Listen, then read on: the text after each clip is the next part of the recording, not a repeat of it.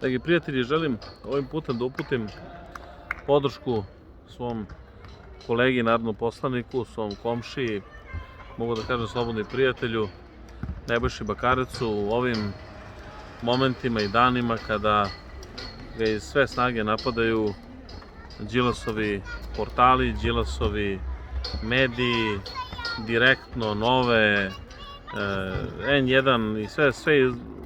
bio svim snagama iz Luksemburga ili odakle već, ali izvesno bio po kolegi Bakarecu iz glave Dragana Đilasa, iz monstruozne glave monstruma i ludaka, jednog potpunog kretena i idiota Dragana Đilasa. Napadaju jednog divnog čoveka, jednog, mogu da kažem slobodno,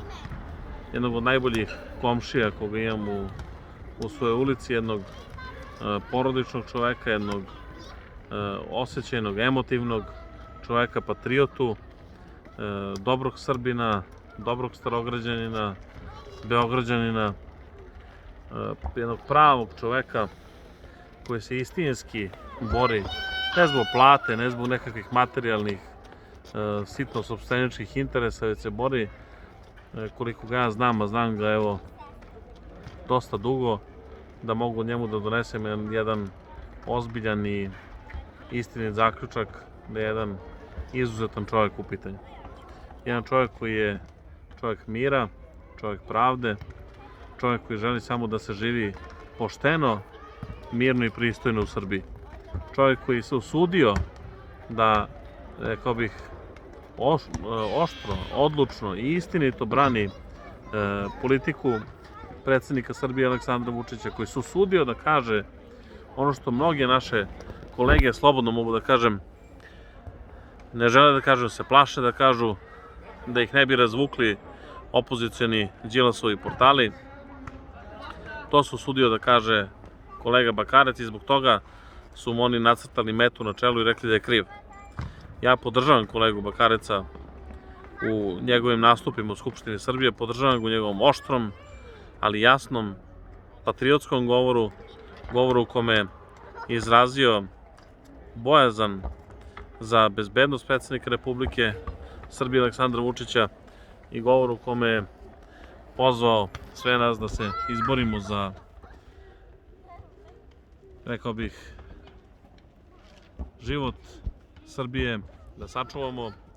život predsednika Srbije Aleksandra Vučića, sačuvamo Vučića, jer samo time ćemo sačuvati i Srbiju i njen napredak i sačuvati ovu zemlju za svu našu decu. Dragi kolega Bakarec, imaš punu podršku mene kao svog komšije, svog prijatelja i svog kolege narodnog poslanika. Kako god te napadali, šta god oni pisali po svojim lažnjivim portalima, kako god lagali o svima nama, kakve god nalazili ljude da pišu i izjavljuju koje šta o svakom od naših funkcionera, kako god izmišljali afere, izmišljali nesloge, svi smo uz tebe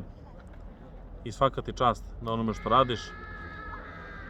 Takva podrška je potrebna danas našem predsedniku Aleksandru Vučiću i slobodno mogu da kažem da se pridržujem onome što si rekao. Svaki napad na predsednika Aleksandra Vučića danas jeste napad na Srbiju, a Srbija je nešto najsvetije što imamo.